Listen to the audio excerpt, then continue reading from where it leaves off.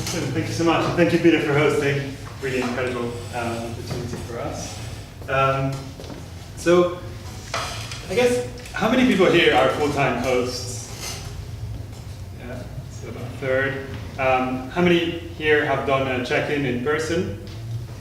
Should be everyone? Yeah. And how many have found it annoying when the guest is late? Everybody, yeah. It's a very common problem. And I guess one of the reasons why we started KeyNest is because we realized, at least in my personal case, that I was having to fit my life around Airbnb. And I was hosting to make some income on the side, so I wanted to do it the other way around. I wanted Airbnb to fit around my life. My problem was I was never around to give the keys to my guests. I had a full-time job in the city. I was hosting in Camden. It's pretty common. Cleaning, staff also needs to be let in, so double trouble. So I was looking for solutions, and I found 4 possible solutions. I tried the first one, asking a friend, and I found myself with not many friends afterwards, because you can't ask them all the time. Cleaners, I never found a reliable cleaner that would do it for me. Unfortunately, cleaners are not paid very much. And the reason why is because they don't have the skills that would allow them to be greeters. You can find greeters. Professional greeters are an option. They're a very good option if you want someone to take care of the entire Airbnb operation. And there's a few Airbnb management companies in the audience who will tell you about how easy it is to set up with them. Then you don't have to worry about anything else. We work for many of them as well. Because they also have to do the check-in in person, and it also creates a lot of hassle. It's very expensive if you're just doing it as a separate option, because it's expensive for them to serve you, it will be expensive for you to just have someone there collect the keys.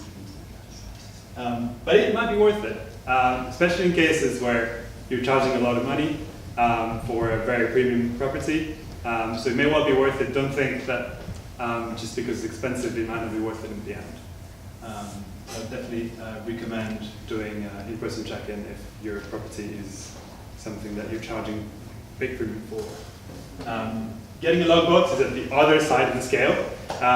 Many kind of lower-end property managers will use this. It's very easy to set up and very cheap. It has 2 problems which are quite difficult to get around. So the first one is security. It's very obvious you're doing Airbnb hosting if you have one of these outside your house.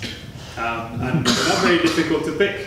So you can go on YouTube to find videos on how to do it with a paperclip. The main problem I found is that you need to be changing the code all the time, which requires you to be there to change the code or to coordinate someone to change the code using the little BDs inside. And that means that it's kind of vulnerable for anyone else to come back afterwards and get the keys. You also don't know when the keys have been dropped. So the guests might leave with their keys. Someone told me the other day, I had a guest leaving with their keys, went to America, and I didn't realize until the next guest was there, opened the logbox and the keys were not there. So it's not perfect. It wasn't perfect for me. So I started KeyNest together with Florian. Pass it on to him to introduce you. I'm Florian, one of the co-founders, and I will tell you a little bit of what we came up with. Marc is a permanent host.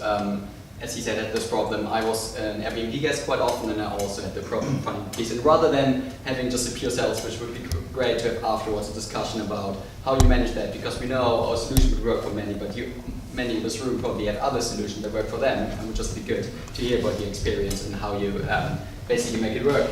So what we do is that we wanted to have the welcoming experience, but by also allowing the host to let their guests in remotely. And that's why we partner up with local cafes, which allow your guests to be welcome to London. They greet them, they tell them what's in this area, they can have a cafe, they can have food, and it would just be like a great welcome experience. What you do is just send them a collection code. They need a 6-digit code, they go to the cafe, type it in one of our devices, and then they get the right key. We charge £6, first one is free, or we charge £15 and you can have as many collections as you want in a month. And you're always, it's a tracking service, so every time your keys are dropped or collected, you get a notification. So you can use it for cleaners as well, and you always know where your keys are, when they're dropped, when they're collected. This is where we are at the moment. So we have 50 locations, one of them right here in St. Pancras, which is great for French Airbnb guests arriving with the Eurostar. We're expanding quite fast, opening one new one every week, and we really watch demand for it. So when someone asks us to open a new KeyNest close to their property, that's what we do. This is how it works. I'm not going into much detail. You can see it all on our website, happy to chat you through as well. But you just log in, basically add one of your keys. You get one code, which you take to one of our locations. They attach one of our little fobs, which is an NFC tag, which always basically makes sure that your keys are always tracked anonymously and securely. So we don't allow addresses or anything on the key. It's all through technology. So the tag looks like this.